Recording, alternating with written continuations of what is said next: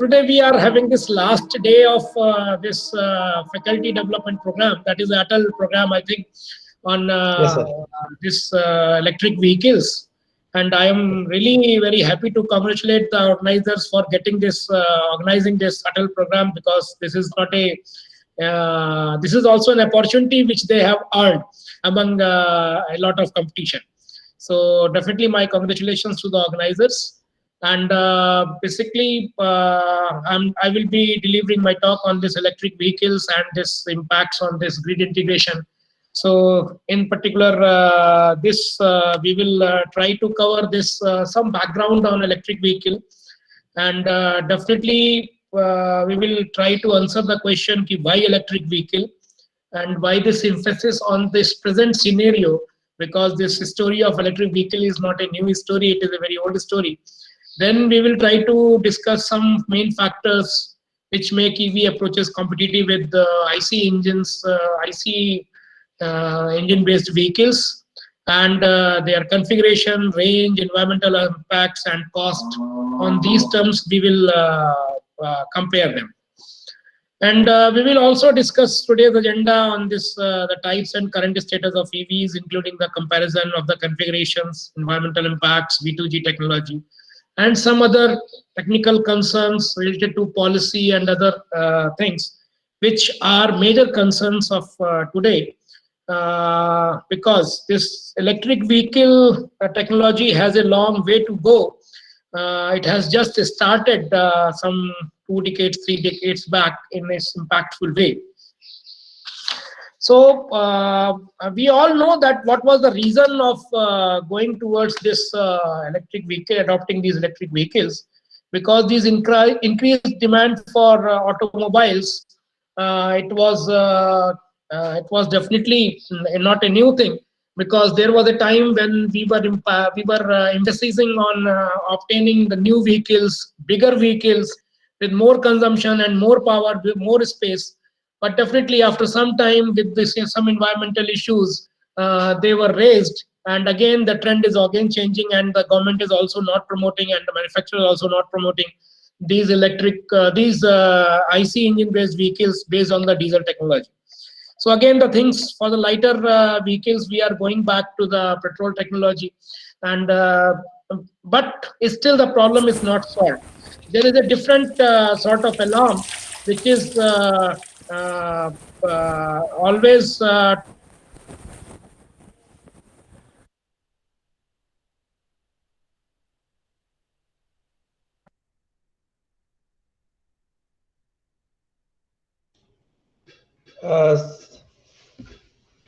Sir, you are unmuted, I think.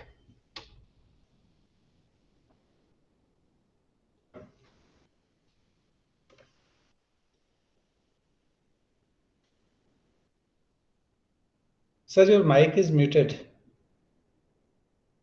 Yeah, now it's okay.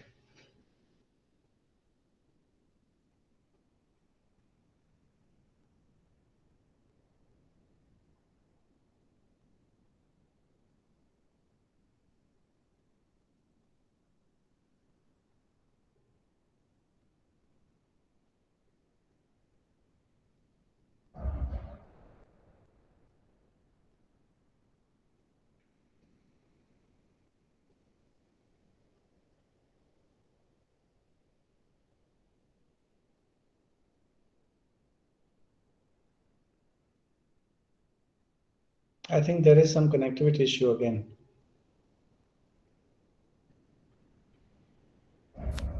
Yes, sir. Yes, yes. Let's wait. He'll be online.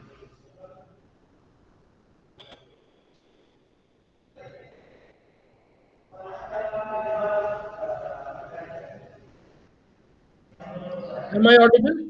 Yes, yes, sir. Now you are audible. Okay, okay. I'm sorry. So I shall start right from the beginning, I think. Nothing was audible. Okay. Okay.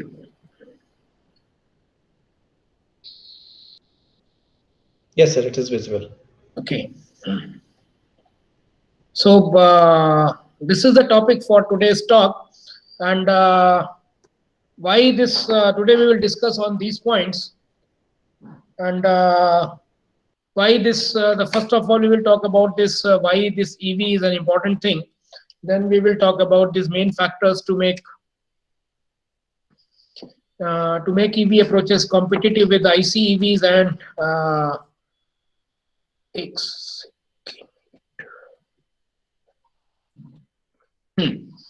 And we will discuss the type and current status of EVs, including the comparison of their configurations, environmental impacts, V2G technology, and some other technical concerns related to their integration and challenges due to their integration, and how this electric vehicles can be an opportunity for the existing power system.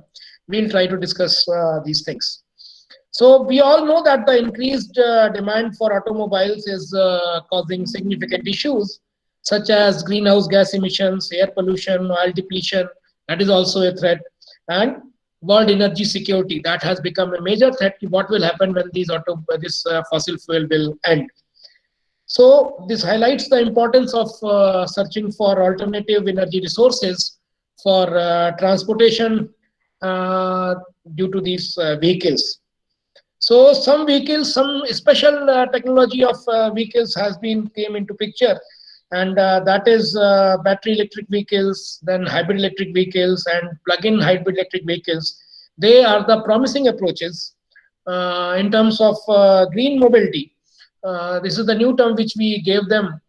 Some literature has referred these technologies as a green mobility also, which have the potential for sustainable fuel consumption and lowering the environmental impacts related to the mobility. That is transportation. That is one of the basic needs in the city infrastructure.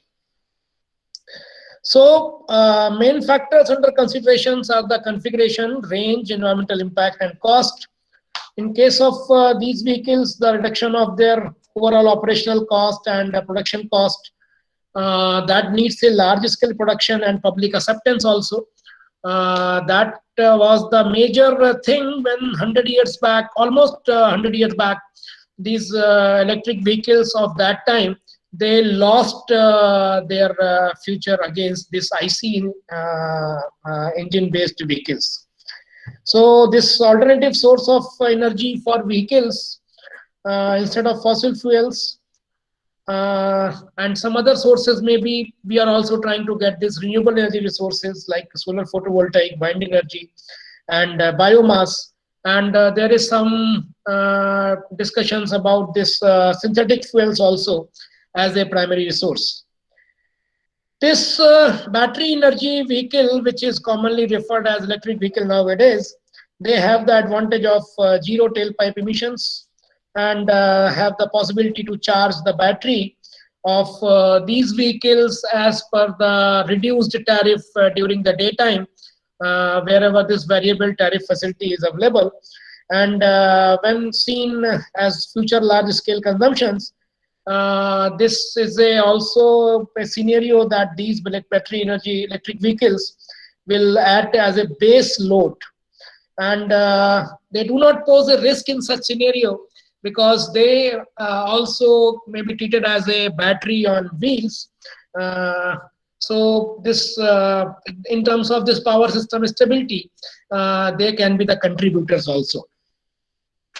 But there are certain challenges also with these electric vehicles, because the adoption of these vehicles, because this IC engine based vehicle technology has that much, it has become that much advanced.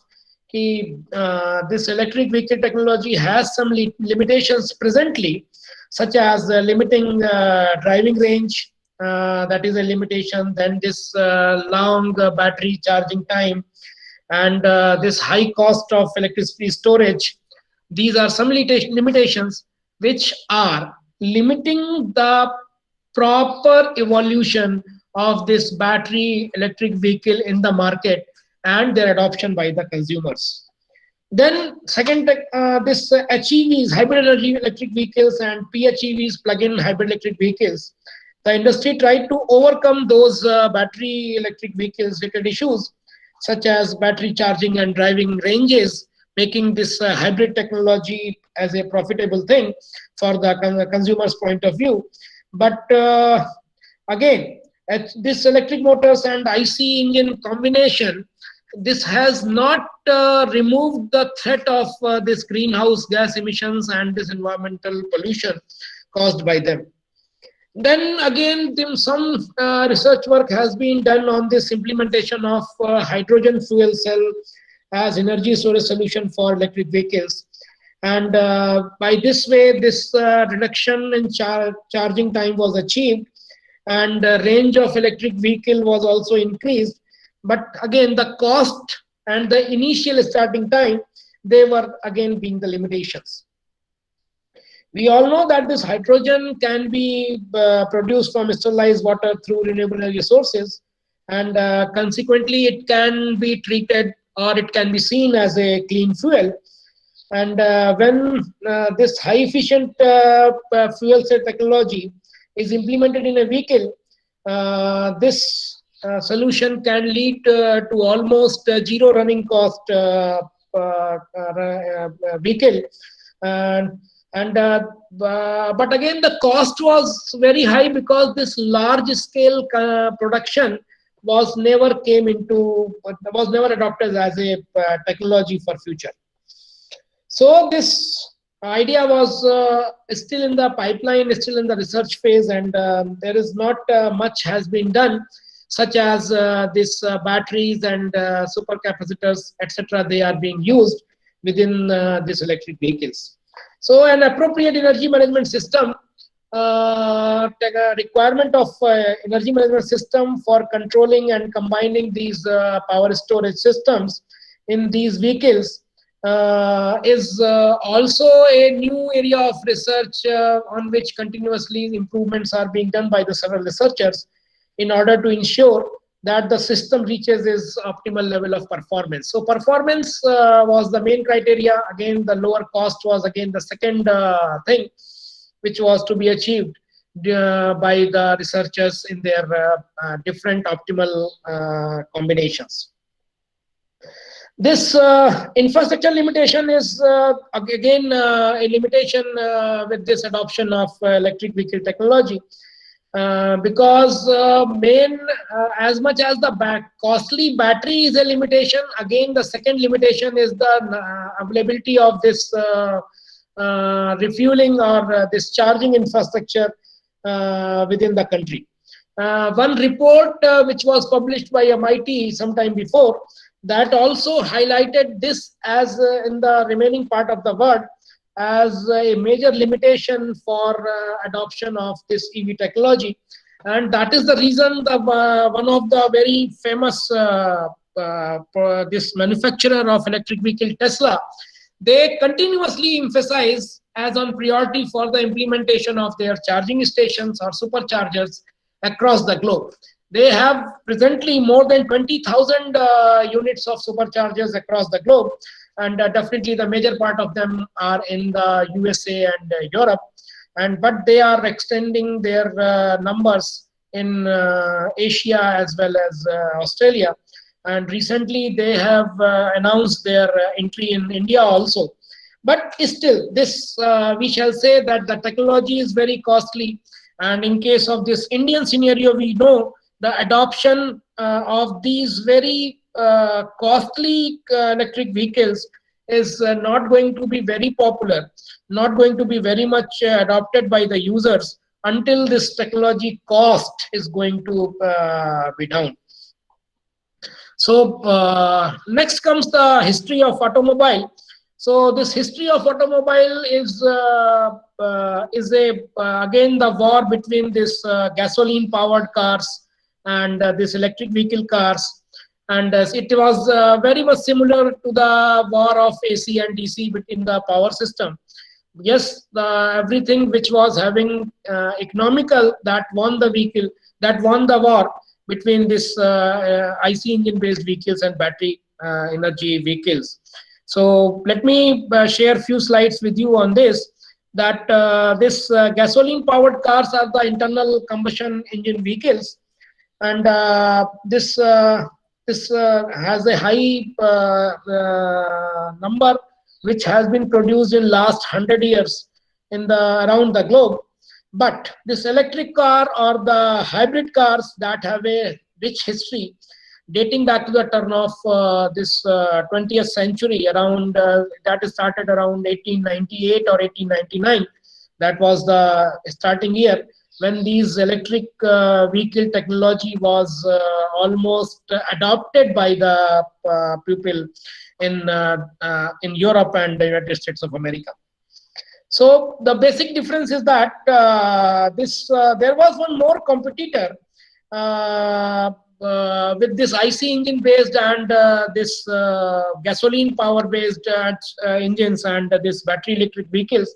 Third competitor was the steam powered cars, right? So these steam powered cars, they were also the competitor in the time when this IC engine based vehicles were not present, or they were present, but this internal combustion was not that easily adopted just because of some other technical reasons. So you must be very much surprised that there was an era when these steam powered cars were very popular, because that was having one external combustion engine which was situated outside the car. So there were three different technologies at that time. One was IC, internal combustion engine based vehicles. Second was external combustion engine based vehicles. And third was the battery based electric vehicles. And definitely at that time, this steam powered cars, they were having a upper hand over these gasoline powered cars or this IC engine based cars, because they were more efficient. They were having almost very lower emissions in comparison, because efficiency of this external combustion engine was very much high in comparison to this internal combustion engine based vehicles. But drawback was there, it needed a very huge boiler which was situated outside the car. And definitely this heavy boilers, they must have to be very robust also in the infrastructure, in the construction, to withstand the heat and pressure which was required to drive the vehicle. So that was the reason very small steam cars, they were weighted a couple of tons in those days. And but definitely they were having an upper hand over these IC engine based vehicles. We will discuss this in the next slides. And that you can understand by this particular point that these steam powered automobiles were that popular, because at a point there were 125 different firms were manufacturing such steam powered automobiles. But limitation was that which could take up half an hour to light the pilot and get this required steam pressure to make before the car starts moving. Then again, the fire up the boiler and build the requisite pressure, that was a requirement.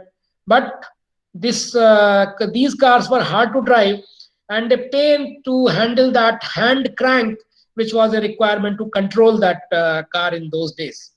But again, I would like to highlight that in 1906, a driver, Fred Marriott, that made a world record for these automobiles or these four-wheel cars on the ground. He created a land speed record of 205 km/h. And that particular record was unbreakable for next 4 years, which was later broken by a gas-powered bench cars. So you can understand the popularity and strength of these vehicle efficiency and the strength of these vehicles. But you may today feel these cars like a joke because of that size and weight of that cars. But it was a serious contender for auto supremacy at the dawn of the automobile around the beginning of this 20th century, and you can say right from after 1895 or 94, something like that. And there was a time when in USA they used to make a census of these vehicles available in the country.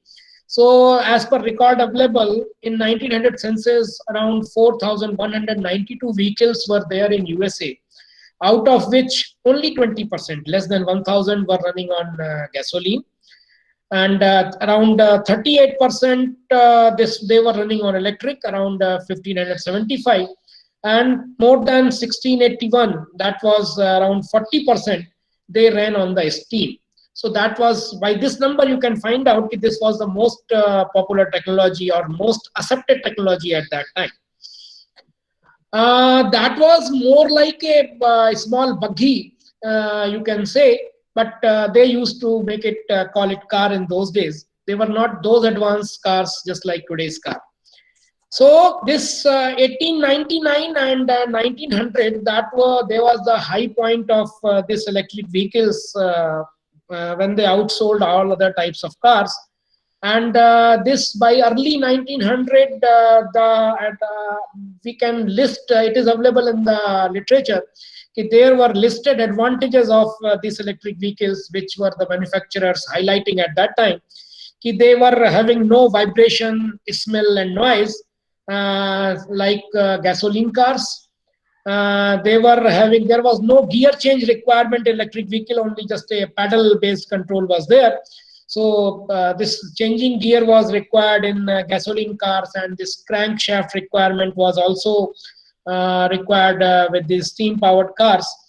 So in comparison to this, quick start was there, because in case of a steam car, they were taking around 30 to 45 minutes for starting up for the requirement of pressure. And this manual start of this engine was required in initial days of with the gasoline cars.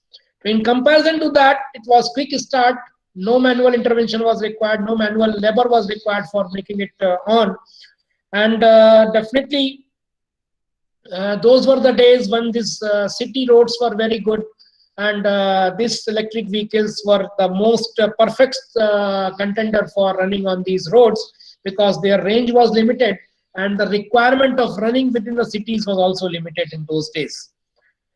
But due to all these reasons, this was the preferred choice. Electric vehicles were the preferred choice. But around 1914, 1914 tak aate this all was entirely changed, and around total 568,000 vehicles were there in the USA, and about 99% of them were IC engine based vehicles, right? And as per the data available, in 1912 was the year when this electric vehicle production was on the peak, and by 1914 they started declining, right? And major change was that this Henry Ford, by that time, he made this IC engine based car modeled T5 at those days, and that made a revolution in terms of adoption of or preference of these things. And that mass production of these engines or mass production of these cars made these cars affordable, made these cars cheaper in comparison to the electric car. As a record available in 1912, when there was a peak of this battery electric vehicle was there, at that time this electric roadster was a model of car that was costing around $1,750, but a gas powered car, a gasoline powered car, that was available within the range of around $650. So some other reasons for the decline of these EVs we can list as that America had a better system of road connecting cities, and that made a requirement for long distance, long range vehicles they become essential.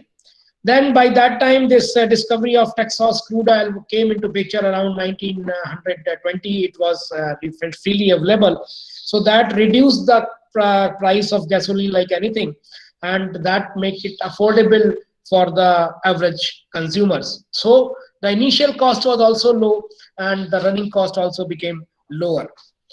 Third point was in 1912, this Charles Kettering, he invented an electric starter for these IC engine based vehicles, so that the manual effort required for starting the vehicle, that was also vanished. And this electric starter became a necessary equipment or a necessary component of all these IC engine based vehicles.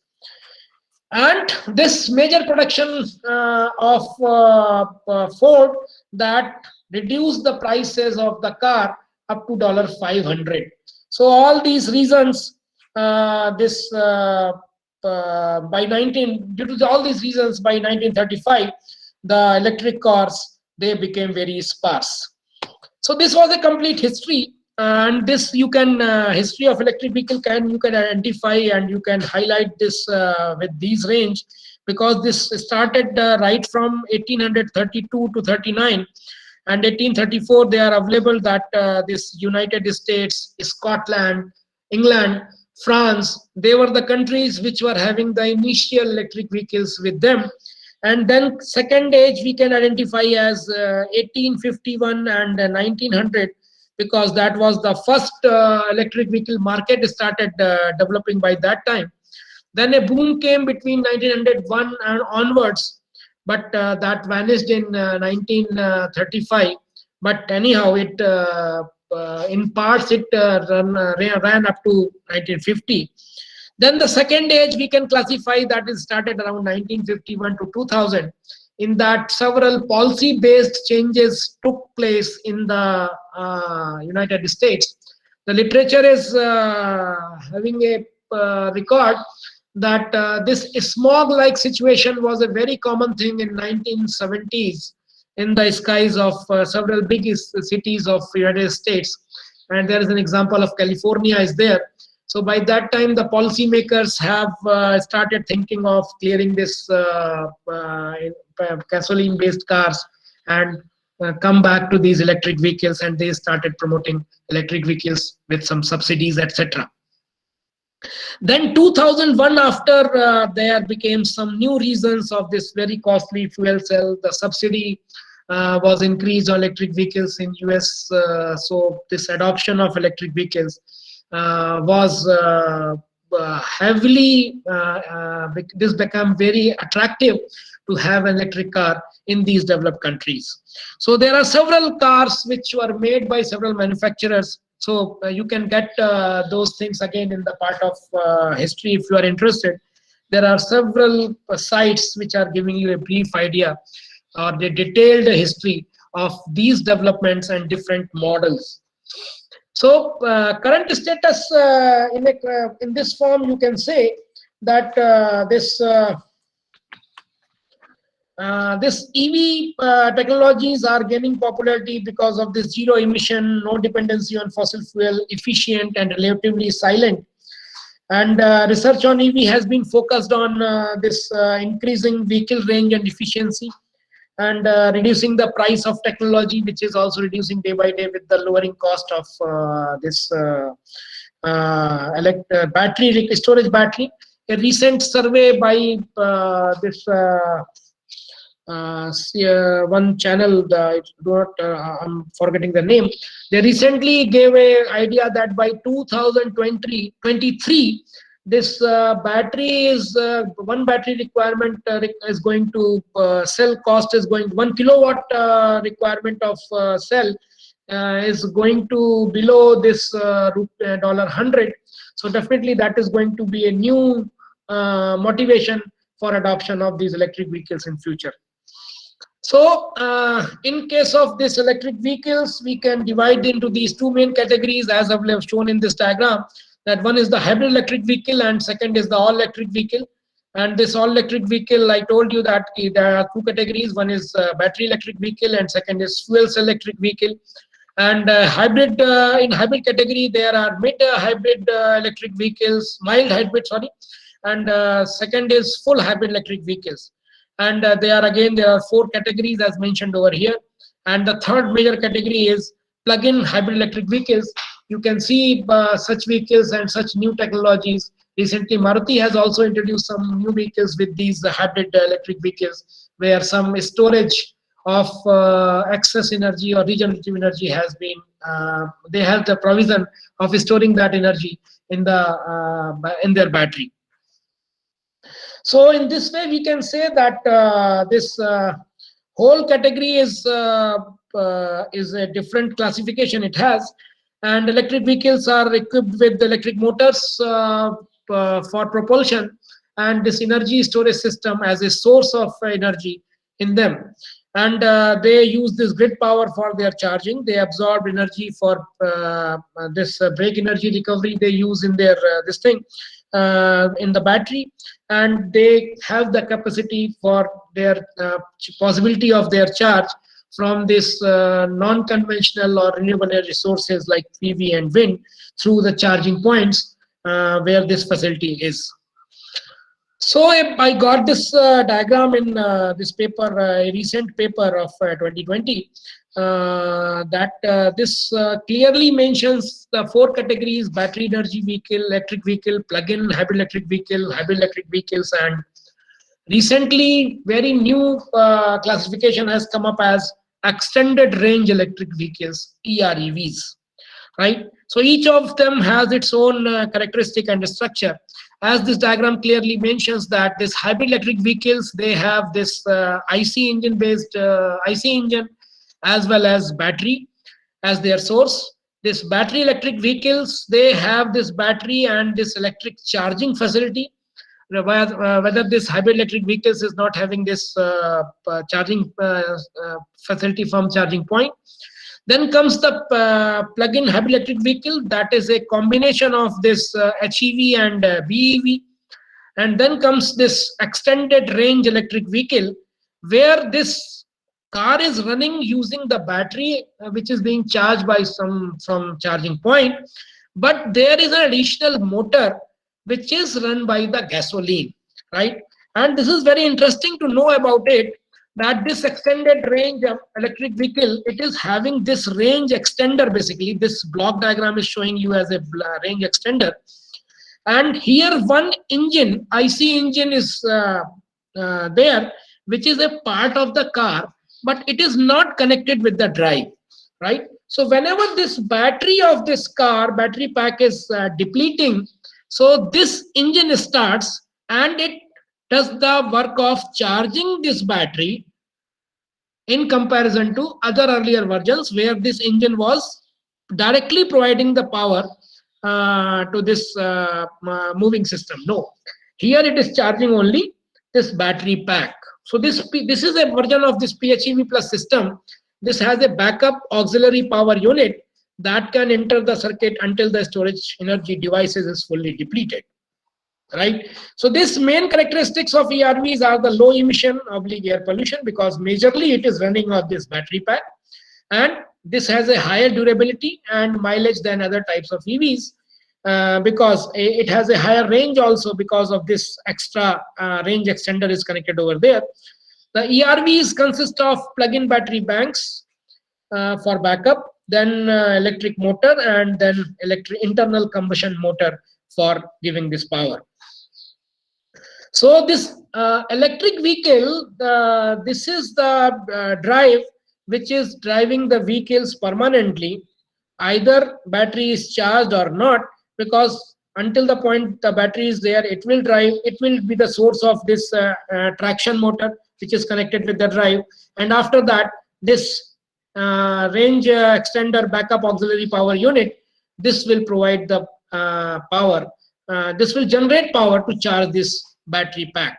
So this is a extended range electric vehicle. This is different from this earlier versions of PHEV and BEV, because in this case this battery is directly connected with the drive, and here this fuel as well as this battery bank, that is actually connected to this transmission and the drive system.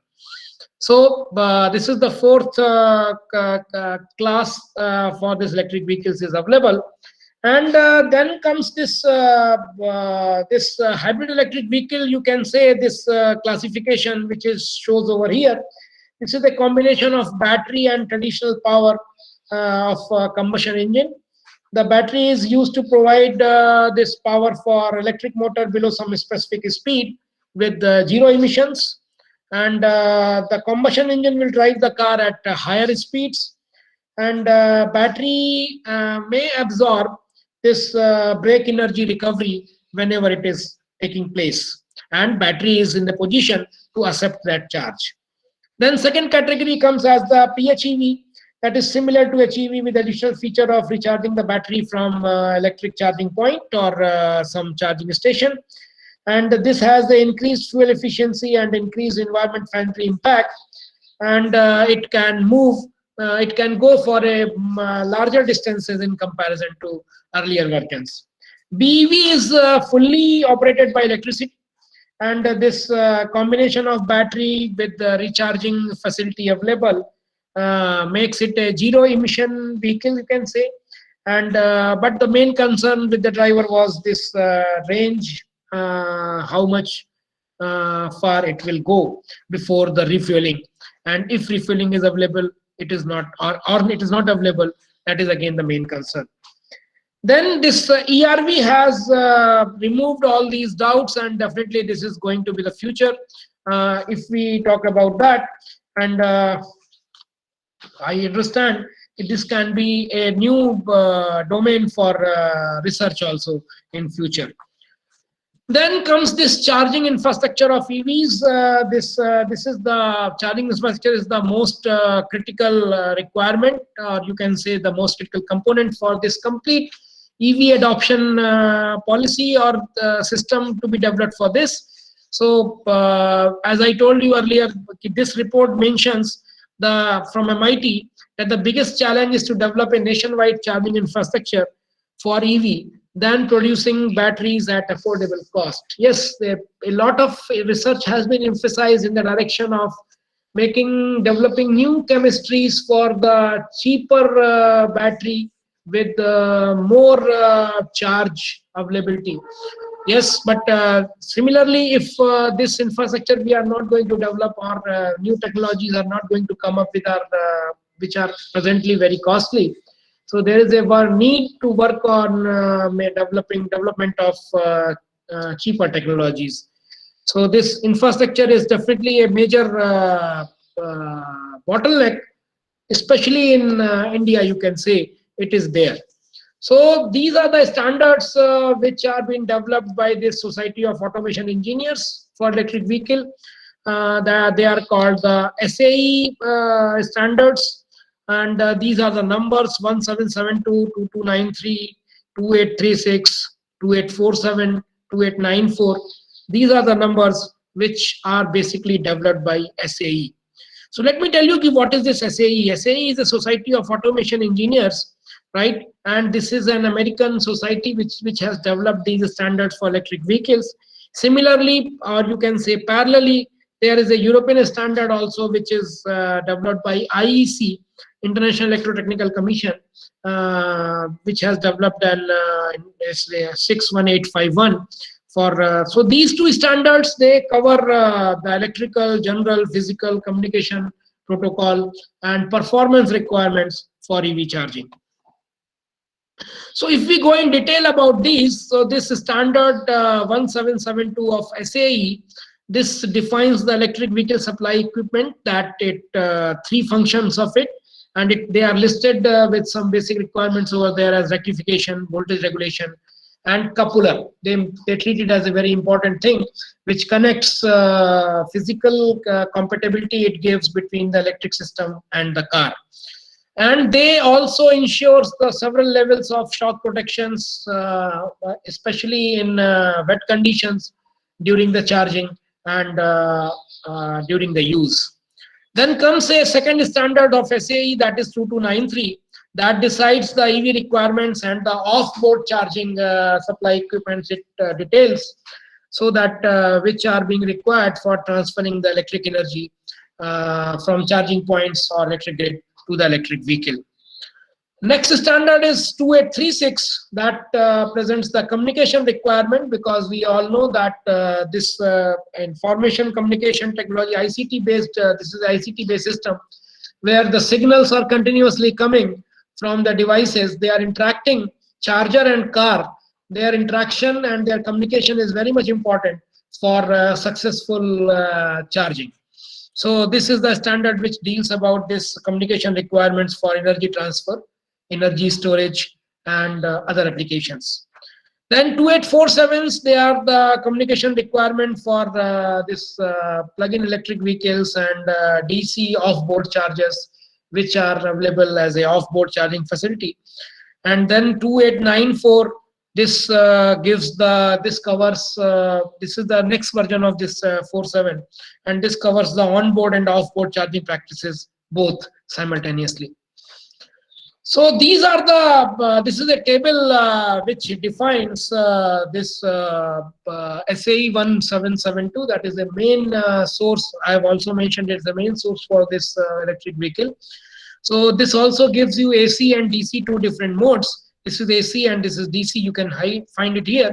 And this gives you in terms of voltage rating, current rating, power rating, some charging time requirement, and the phase requirement also.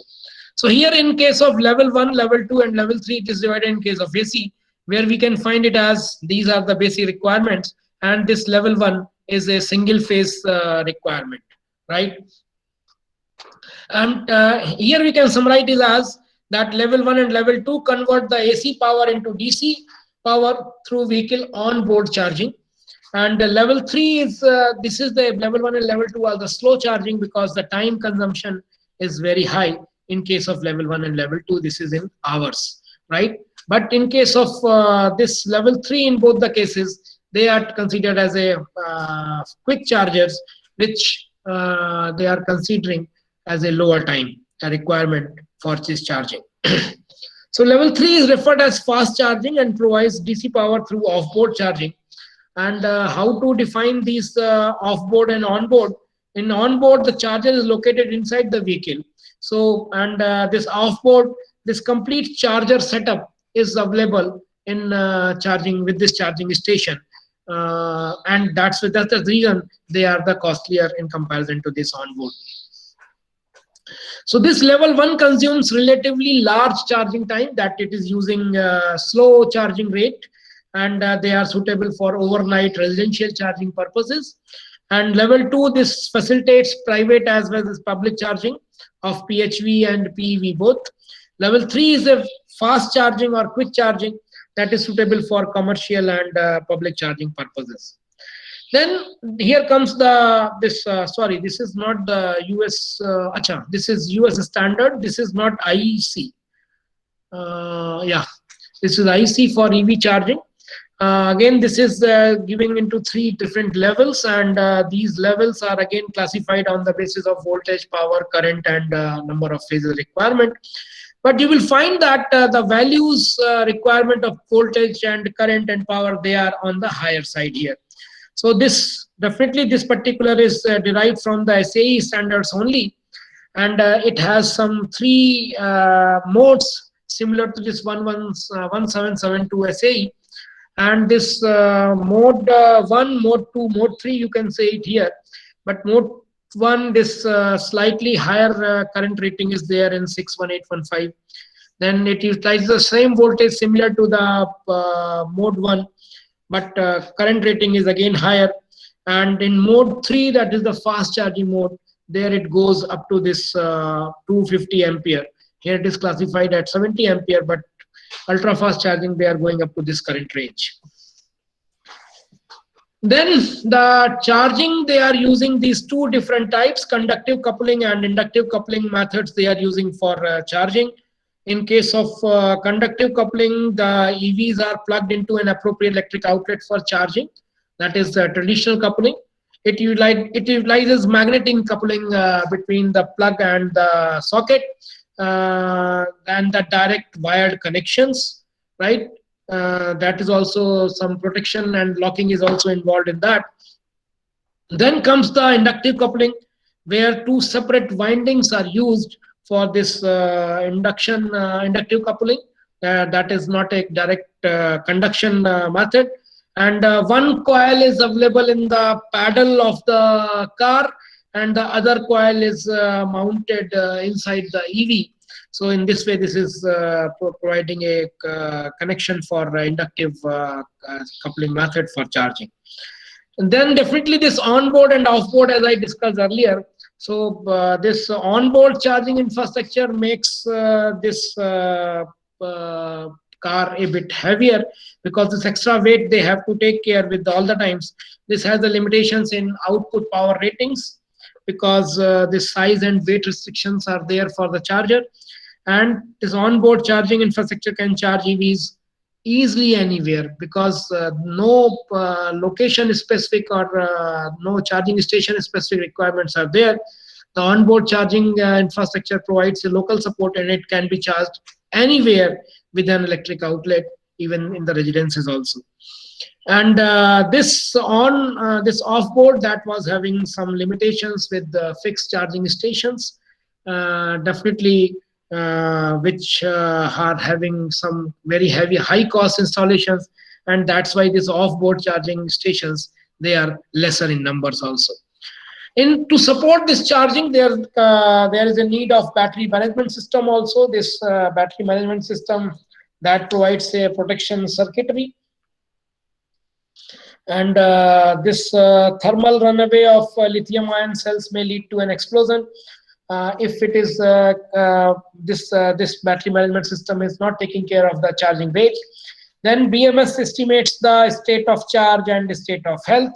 So, and this also estimates this remaining useful life and power of the battery, and performs self-balancing of this charging, discharging, etc. Then other functions of BMS are energy management, that is based on SOC and temperature and SOH and other states. There are several other parameters available in the literature. And this BMS acts on safety-related requests from other vehicle systems, and it maintains the safety of the rechargeable energy storage system also, because this battery storage presently, it has around 50% cost of the battery, a total car. So definitely that is a precious asset in terms of cost for the electric vehicle. Electric vehicle battery solutions, they usually come in the form, because most of them are recyclable. So the solution comes as in form of reuse, refabricate, and recycling. So there are several options available for the used or second-hand electric vehicle batteries. Battery packs for greater and other storage applications, they are being used. Then refabrication is there, that involves dismantling of EV battery packs, then assessing each cell, and then a reconditioned battery pack is made by remanufacturing. And recycling is actual recycling of the cell chemistry and making it as a new cell. Then how EV users can be benefited? EV users can be benefited by this time of day pricing if they can use this electric vehicle at a different times. I have taken one example of this website Comet. This is this electric vehicle, this electric company is there, utility company is there, which has shown these off-peak, super peak, and peak prices it has shown. And you will be surprised to see the changes, because this off peak is from 10 p.m. to 6 a.m., right? And this peak is 6 a.m. to 2 p.m. and 7 p.m. to 10 p.m. Just remember any load curve, whatever you have studied, daily load curve, and you will find that this data is matching with that load curve. And then comes the super peak. Super peak is between this 2 p.m. to 7 p.m. So this electricity prices you can compare during this off peak, they are lesser than 1.7, and this is more than 6 or 7 times in case of super peak, and during the peak this is more than around 1.5 times of this off peak. So it is always useful in case of time of day pricing. So these EV users, or this because this EV is always, I repeat this thing, if these EVs are being used as a battery on wheels, you can use them like that. So using this battery management system and some specific algorithms, you can allow your electric vehicle to participate in this times of day pricing, or you can say some other smart grid attributes are there, like this where you share this, you give your consent for sharing your power availability with your vehicle to support the local grid. So batteries can be charged at a time when prices are low, and definitely at that time the demand is lower, so they can be used to fulfill that valley in the daily load curve. And if there is a consent of the user, of EV owner, the utility can use this stored power due to lower down the peaks in the daily load curve, right? So definitely this is a part of this smart grid technology, and in this way, this integration of this electric vehicles in smart grid technology has been thought of as vehicle to grid and grid to vehicle and vice versa, vehicle to grid attributes. Then comes the net metering that supports the bidirectional electricity flow, and if this net metering technology, availability of this net metering technology gives this EV owner the status of prosumer also, where you are passive prosumer, you can say, where it is using this electricity from the grid during this off-peak hours and is available to release this electricity during the peak or super peak hours.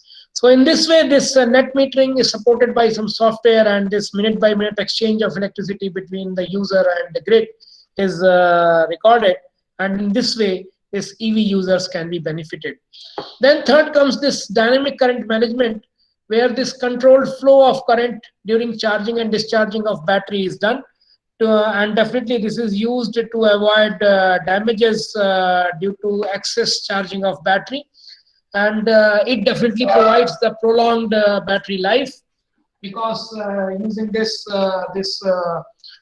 current is not allowed to reach beyond some specified limit as per the software or the communication tools used in that, and charging can be controlled instantaneously to as the sudden current increase or decrease is avoided, is controlled through implemented algorithms.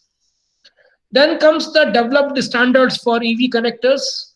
Very standard connector we use, that is called CHAdeMO. This charger is used.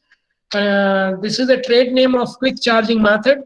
Today only I came to know that this CHAdeMO is an abbreviation of charge day move, that is equivalent to move using charge or move by charge or charge and go, right? So basically this has a reference for a very fast charger, and this CHAdeMO was developed by the Japanese, and this comes from this O CHAdeMO Ikaga Desuka.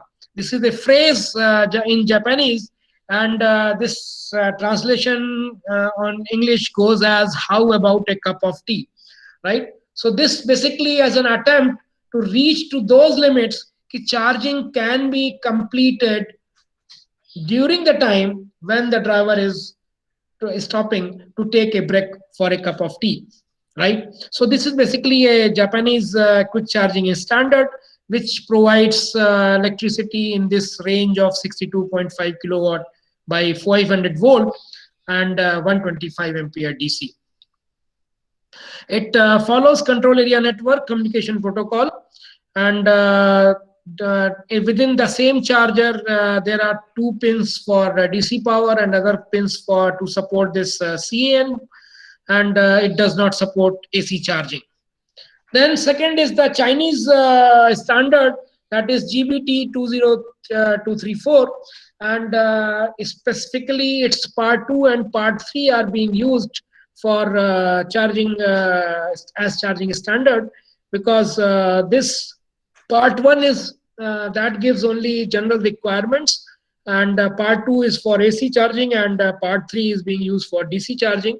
GB stands for Guobiao, and T is stands for recommended, right? So this is in that way this goes for the name, and it's again using this control area network communication protocol it uses, and it support mode 2 and mode 3 for AC and DC charging, but different connectors for required for AC and DC as per part 2 and part 3 requirements.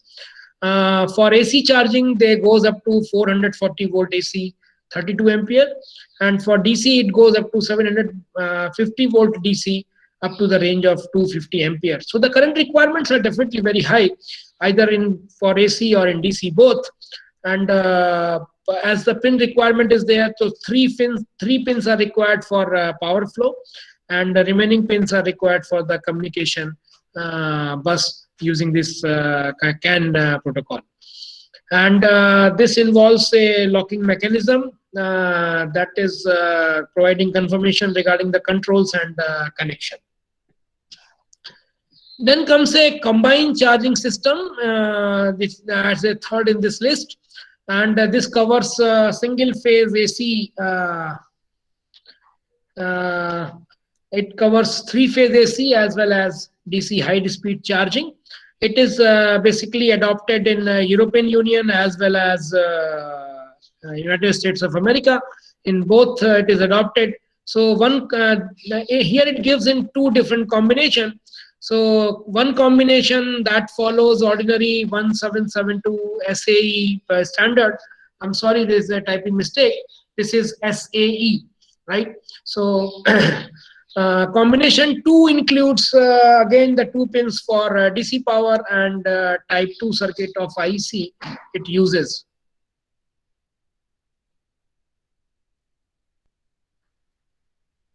So in this particular charger, this upper pins for AC charging systems are used, and this lower pins are used for DC charging. So this single charging inlet support is used for slow and fast charging both, and it uses a different sort of control for smart grid power line communication, and it is called PNC protocol. It is different from CAN, which is being used by earlier 2 connectors, right? So in this way, this diagram clearly shows the functions, connectors, and inlet. This is European Union setup, and this is the requirement for this American requirements, American chargers. Then comes the Tesla, that is the most famous brand today, and this Tesla supplies at 480 volt DC fast charging, and it uses single port. Today, as per their website, more than 20,000 global superchargers are available, and they are also compatible with the SAE 1772 charging stations, and they can reach up to 120 kilowatt power requirement, and they are capable to provide the largest range for the commercial vehicles available in the market, that is up to 300 miles. So they are implemented and available in North America, Europe, Asia, and Australia. And then comes this EV charging mechanism.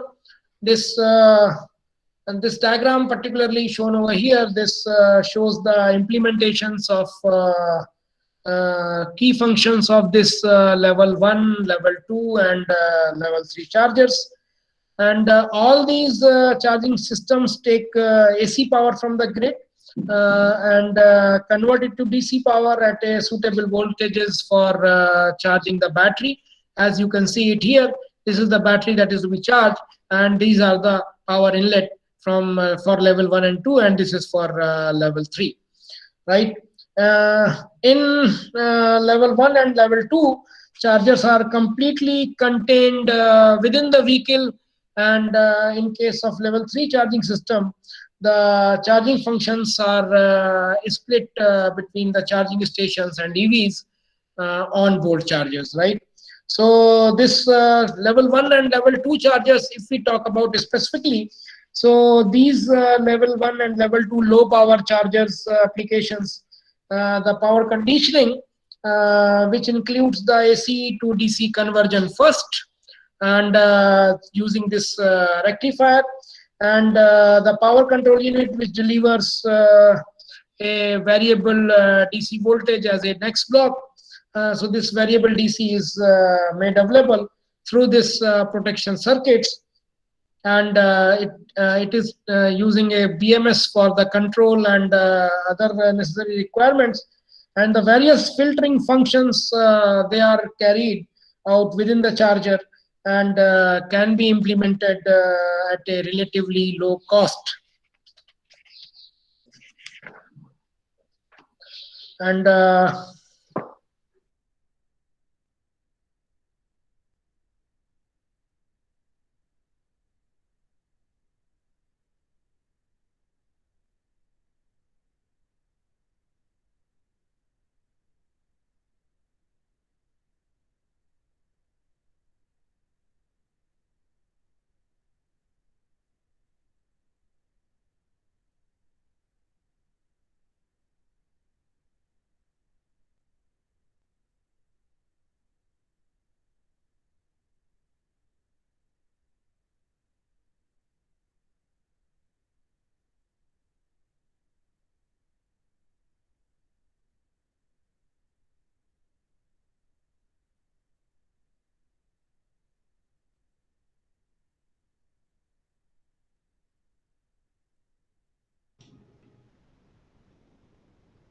There is a disconnection, I think. Yes, yeah.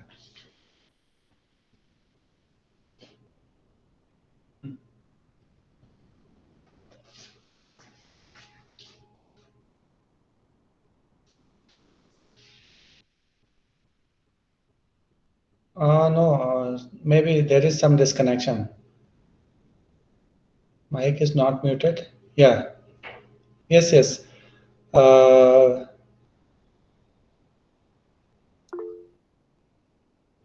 Am I audible? Yes, sir. Now you are audible. I'm sorry. Just again, it was a network problem. Yeah. Just give me 2 more minutes.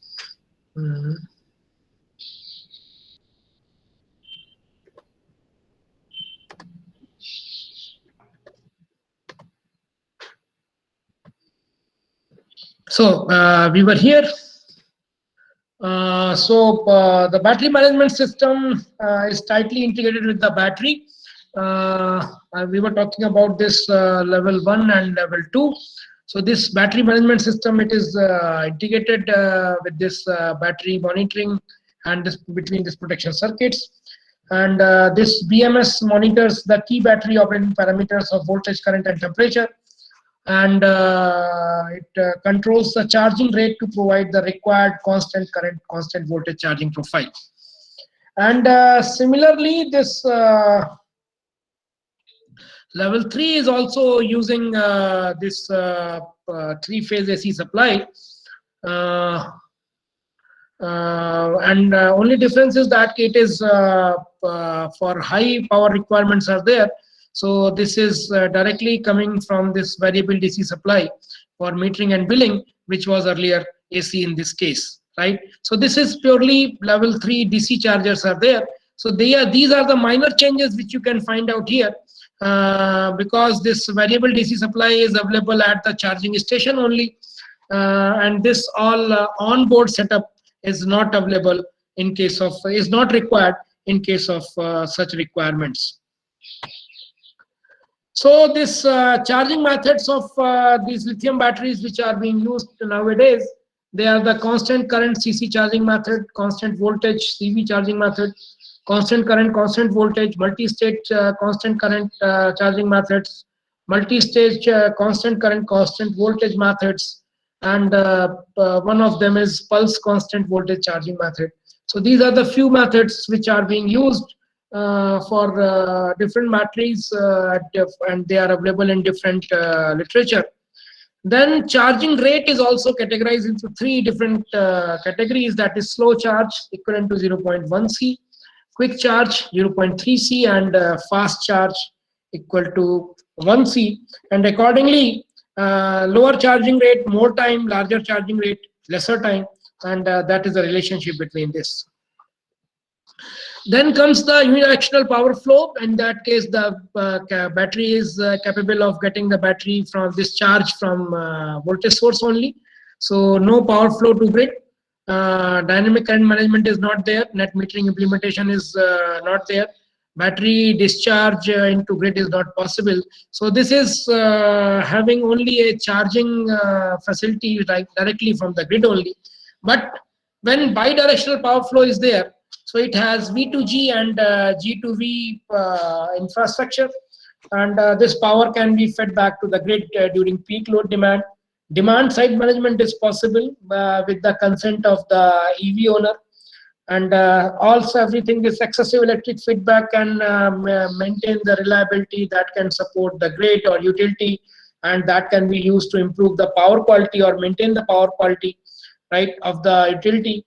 And definitely this is having some incentives in terms of revenue for the consumers who are ready to participate in that.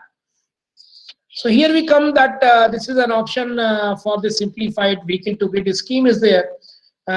This is a power which is being exchanged with the electric vehicle depending upon the requirement of the grid, using this bidirectional charger with some net metering facility.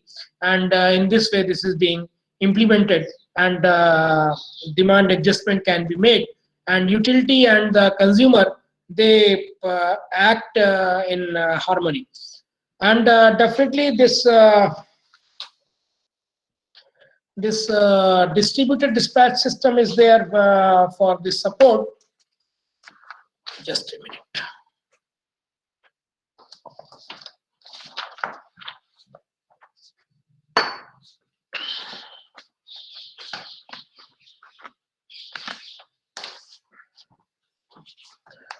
So this is the scheme which is providing this support for V2G, and in this way you can see that this is a centralized distributed dispatch scheme, and this one is a centralized dispatch scheme.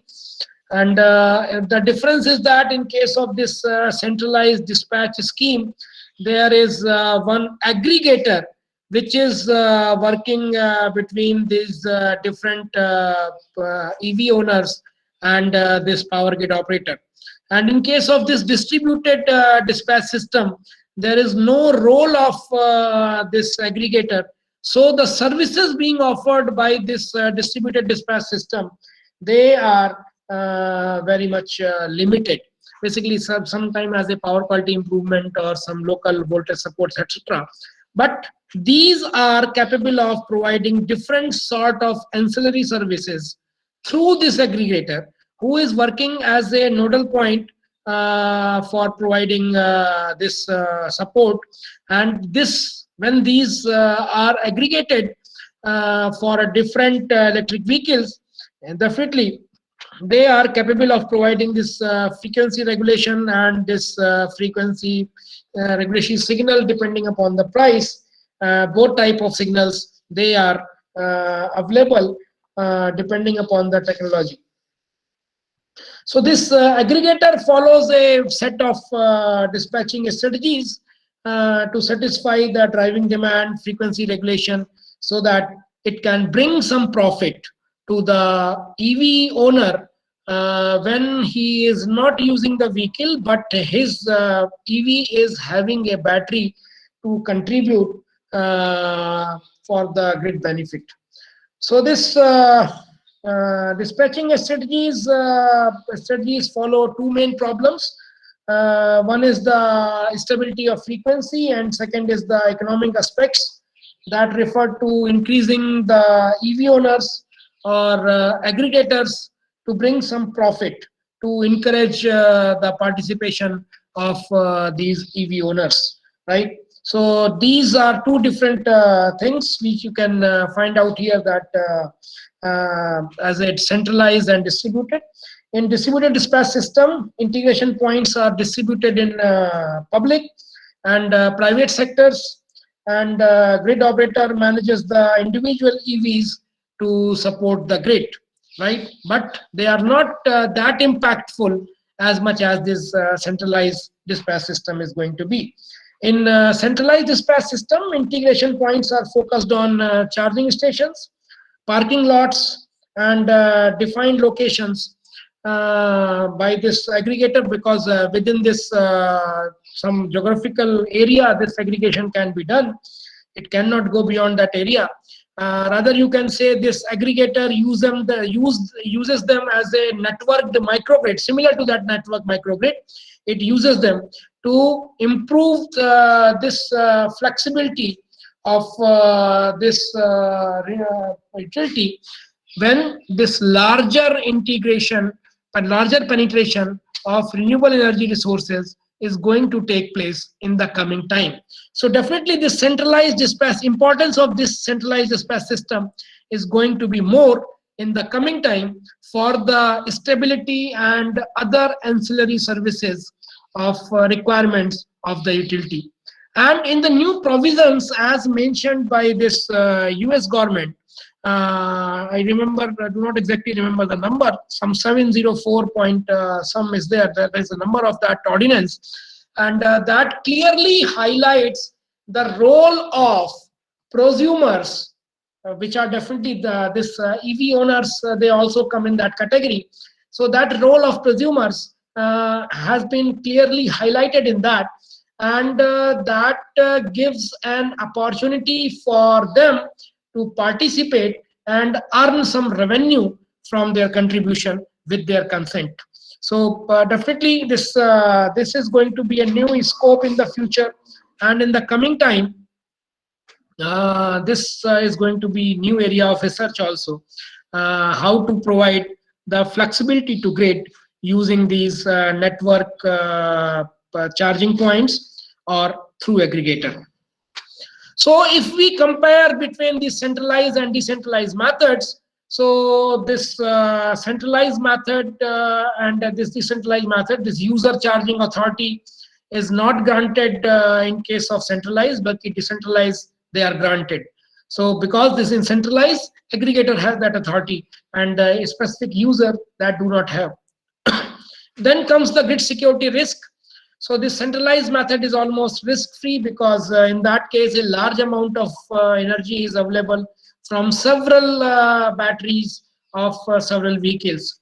But in case of decentralized, this is a potential risk is there, because the amount of energy is not that big. User concerns of privacy, they are marginally concerned in case of decentralized, and in case of centralized methods, they are almost limited to aggregators policies, and all these details are available to aggregator only, not to the grid or utility directly. Then comes the computational complexity. Yes, it is high in case of centralized method, rather in case of decentralized method it is not that high, but definitely the advantages and performance or benefit, both the parameters, they are lesser in case of this decentralized method, and they are higher in case of centralized method.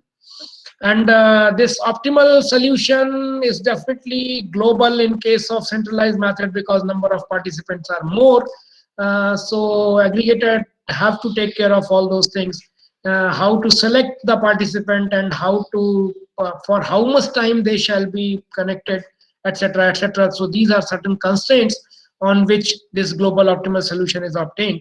And definitely in case of decentralized method, this is only a local optimal, because this is a directly dealing between grid and individual user. So all the possibilities of dispatching strategies are divided into 7 groups. So these dispatching availabilities, either through aggregator or directly, they are there to handle these for stability problems, economy problems, demand of the EV owners, mobility behavior of the EVs, response of EVs to this frequency regulation signal, fair allocation between EVs, which shall be prioritized and which shall be given opportunity first before the another EV, and other economic factors. So these are the frequent the dispatching strategies. On basis of them, this V2G technology implementation is done, and each dispatching strategy is having their own aim. And definitely for the stability problems, the grid function, grid frequency is a main objective. Economy problems, this profit shall be maximized for aggregator as well as EV owner. And demand of EV owners, that is maximize SOC partner will be given the first preference. Mobility behavior, that satisfies the travel demands of EV owners as objective functions. Even after the participation, the owner must be in a position to fulfill his requirement. Then response of EVs for frequency signals. In that case, aggregator is definitely required, and who will take care on behalf of grid requirements, and he will inform, or he will take the consent, or he will take the action on the basis of the pre-consent of the EV owners. So these things are definitely going to be a target in such scenarios. There comes the fair allocation between this. So definitely the fair allocation is going to priority to that. Who is having the higher SOCs means higher level of charge means higher priority. So that is the basis for that. And then other economic factors are there. Definitely this multiple charging discharging cycles of due to this participation in such grid interactions, that is going to cause this battery degradation. Definitely it may have some unpredictable costs also, or it may have their own environmental effects, positive or negative. So these are some other economic factors which are being considered in finalizing the dispatching strategies between this vehicle to grid. And if we compare these control strategies which are having the target of optimizing the grid performance and operating cost, so definitely there are three different controls: centralized control, transactive control, and price control. And in that way, we can say the features for the centralized control are control signals, that are the set points, and then high-level controller makes the decision. And the computational requirements, they are low for control object but high for the controller. And communication is either one way or two way. Definitely the interaction is going to be high. In case of transactive cost, the features are again the high level controller and price of the units. Low level units respond with power schedule. Multiple iterations are required to finalize the this transaction of energy. And the privacy is much more better in comparison to other things in case of transactive control. And definitely on the basis this control object, the thing scenario is vice versa in comparison to this centralized control.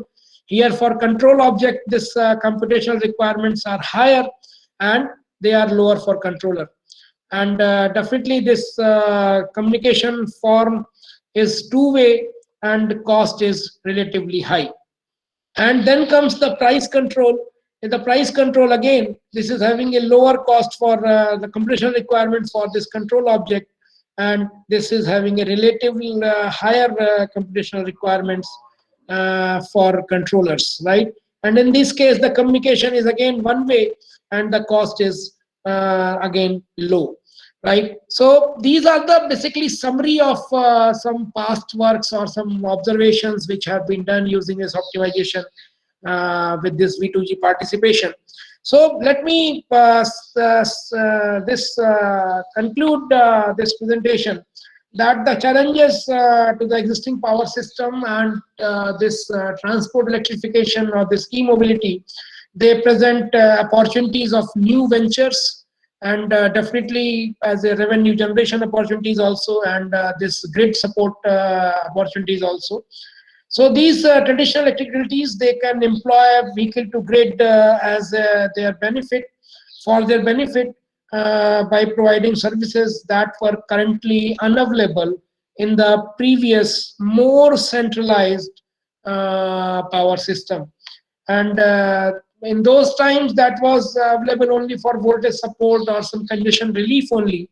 But right now the ancillary services are much more, they are having a much bigger range of variety of services to offer. So this vehicle to grid that can introduce new actors and business models such as aggregators, as we discussed in this control, who can act as intermediaries or agents between the EV owners and power system or utility, to provide value to EV owners by enabling access of their services, definitely with their consent. So this emergence of a new paradigm, you can say, is available right now with this V2G concepts, and definitely this is the part of that grid integration which scenario these EVs are offering nowadays. So overall, a V2G transition that can empower the this power system, that can improve the efficiency and profitability both for EV owners as well as utilities both, and they can reduce these greenhouse gases emissions. They can reduce. We can achieve the target of this low carbon environment, and definitely the savings, if available with the proper optimization of the things in case of owners, drivers and their users. So this role of aggregator, role of EV owner, role of this big fleet owners of electric vehicles, their role is definitely going to be more important, and there is a long way to go. So there are different forts they are being seen in this diagram. So similar thing is available for this V2G and electric vehicle interactions. So there are different forts, different targets which can be achieved by their users, by the grid, by the utility companies. So, so these opportunities, these threats, which are sometimes puzzling the utilities, they can be converted into the new opportunities by motivating and encouragement to all the parties, and definitely adopting the new research targets which are yet to come in this domain. And with all these things, I will say, and I will invite all of you to work in this area, because this particular area is going to be very promising in the coming year. And the new solutions is going to definitely make it more affordable and more enjoyable in terms of revenue. So thank you very much for this opportunity given to me. If you have any questions, we can have the questions. So participants, if you have any queries, please. Or if you feel that you may have some questions later, so you can write me on this email ID. I promise that I will try my best to reply you in within the next 24 hours whenever I am going to receive them. So thank you from my side. If you have any question, please let me know.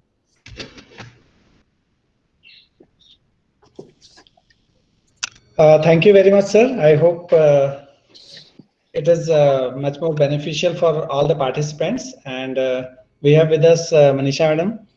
Manisha Madam, namaste. I can see you now. Yeah. Ma'am, आपका mute है mic. Please unmute the mic. Yeah. Good afternoon, sir. जी नमस्ते madam. Yeah, namaskar, sir. Wish you very happy New Year. Same to you, madam. Same to you. How are you, sir? जी. हाँ आज digitally we are meeting more frequently. Yeah. ये तो एक अवसर है जो आपके उसमें मिल रहा है मुझे बार-बार. So, thank you, sir. I'm thankful to all of you that we are getting. You are considering me for all these things. Thank you very much. Thank you very much. So thank you for accepting our request on a short notice also. Thank you so much. My pleasure, ma'am. So on behalf of Atal FDP Managed team, we thank Professor Ashish sir for sparing his valuable time, and he was quite busy during last days. Yesterday was a convocation in MNNIT and he was busy there also. So despite that, he has taken pain to be in this FDP. We are sincerely thankful, sir, and hope that this will continue in future also. Definitely, sir. I will always be there. और मैं नहीं भी तैयार होऊंगा तो मुझे मालूम है शैलेंद्र तो मुझे लेता है कैसे भी. Thank you, sir. Thank you, sir. कहने का पढ़ाने का तरीका इतना बढ़िया है कि आप ना नहीं कह सकते इनको. और वैसे भी भाई भोपाल देखिए, that is my extended family, my extended institution, you can say. इतनी बार मनीषा मैडम और आप सब लोगों का मिलने का अवसर मिला है कि I definitely have a very good relationship with all your colleagues at Managed Bhopal. So thank you very much for remembering me for this opportunity. I'm really obliged. Thank you. Thank you, sir. Thank you very much, sir. So participants, we are here with the last session, and we'll be having this